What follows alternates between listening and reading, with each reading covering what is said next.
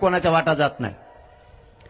पण यापुढं आमचे संतोष भैया तर आता गेलेतच, पण यापुढं जर त्यांचे कुटुंबीय आणि धनंजय भाऊ देशमुख आणि त्यांच्या कुटुंबियाला जर धक्का लागला तर धनंजय मुंडेला रस्त्याने सुद्धा फिरून देणार नाही।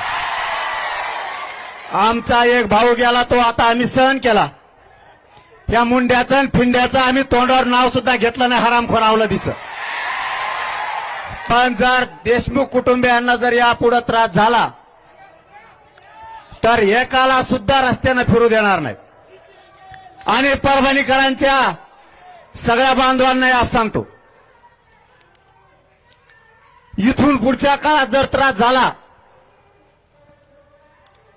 परळी असो कोणा बीड जिल्हा असो, इथले आपल्या व्यासपीठावरील सर्व बांधव, आज आपल्या परभणी जिल्ह्याच्या वतीनं संतोष भैया देशमुख यांना न्याय मिळावा म्हणून मोर्चा आयोजित करण्यात आला आहे।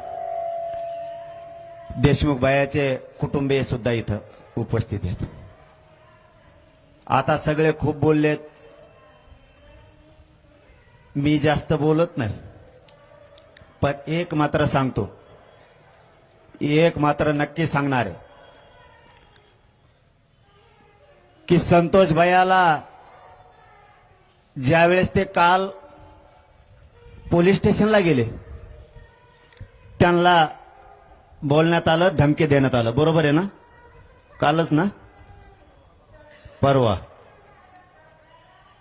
मी आतापर्यंत नाव घेऊन कधी बोललो नाही, कारण माझा स्वभाव आहे, मला काहीतरी बीड जिल्हा असो, इथल्या आपल्या समाजाला जर त्रास झाला तर परभणी आणि पलीकडून धाराशिव यांना घरात घुसघुस आणायचं।